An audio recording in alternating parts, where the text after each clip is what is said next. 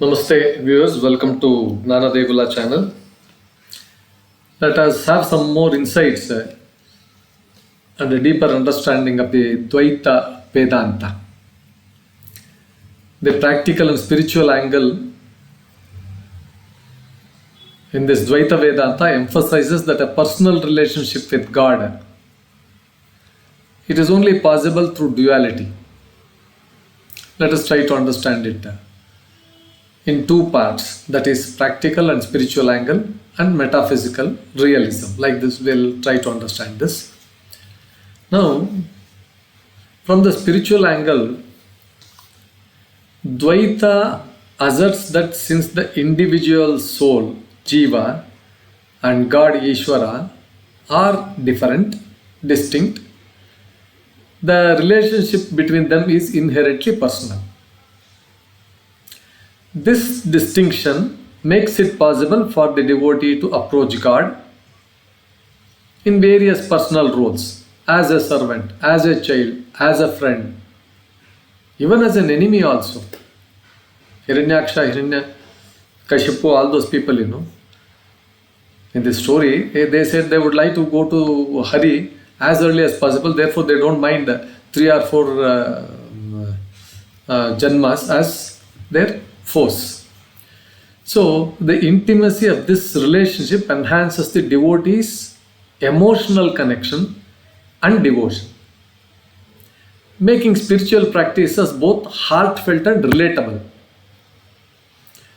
Now, because the divine is seen as a distinct personality, the framework, the complete framework of Hindu worship, that is temples, rituals, mantra japa, repetitive chanting, prayer, is built on the premise of interacting with a higher personal being.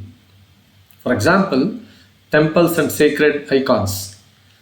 Temples serve as spaces where devotees can visually and sensorially connect with the divine through images and idols of gods like Vishnu, Krishna, and many more.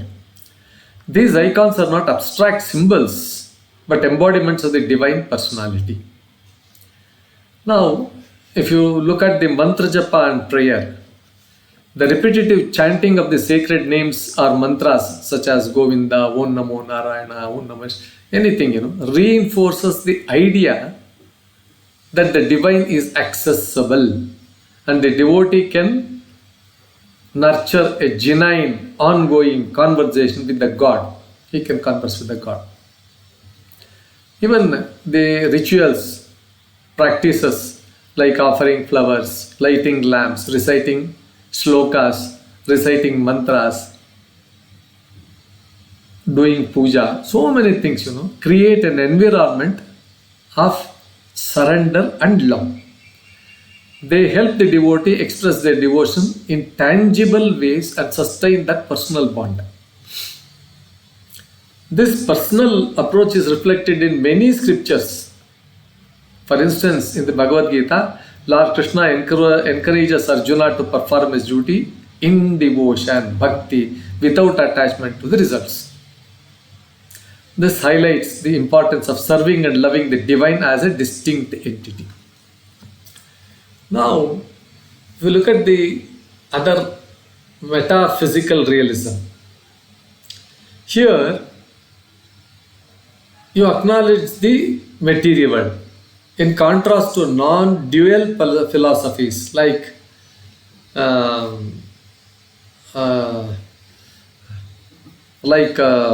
Advaita.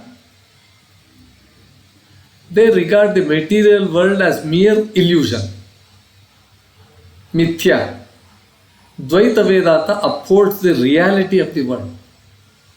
According to this view, the world of forms, actions, duties is real and worthy of respect. This perspective is known as metaphysical realism. Okay.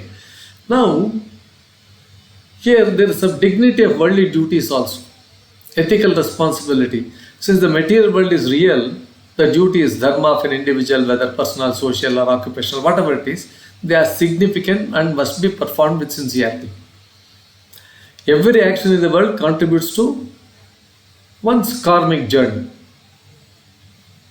And the distinct existence of individual souls and the physical universe underscores the idea that the world has its own order and structure.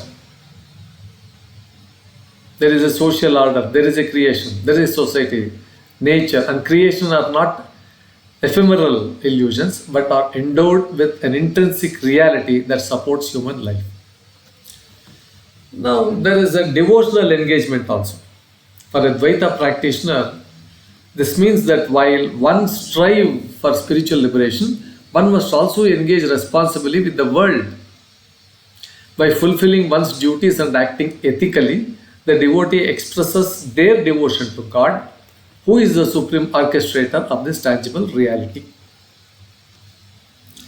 This metaphysical realism not only validates the importance of rituals and ethical living, but also provides a framework in which spiritual practices are integrated with daily life. It teaches that God is not apart from the world but is a force behind it, and that engaging with the world responsibly is an act of worship. Kayakave Kailasa, that. To summarize, in Dvaita, the clear distinction between the devotee and God allows for a personal loving relationship, where the soul can interact with and serve a distinct divine being. The practice of temple worship, mantra recitation, and devotional rituals reinforces this connection. So, Dvaita's embrace of the material world as real ensures that world's duties, social or societal order, and ethical conduct have inherent value. This understanding motivates a balanced life where spiritual ideals and material responsibilities coexist harmoniously. Together, these angles show that in Dvaita Vedānta, the journey towards liberation is not an escape from the world, but a heartfelt engagement with it, with the conscious goal of captivating or cultivating a deep personal relationship with the divine and fulfilling one's duties in a moral and ethically robust way. Viewers, with this explanation on some of the thoughts on Dvaita, we conclude this episode. Please like, share, and then subscribe to our channel. Thank you for your valuable time in listening to our this video. Please listen to this completely and then post your comments in the comment box. Thank you, viewers.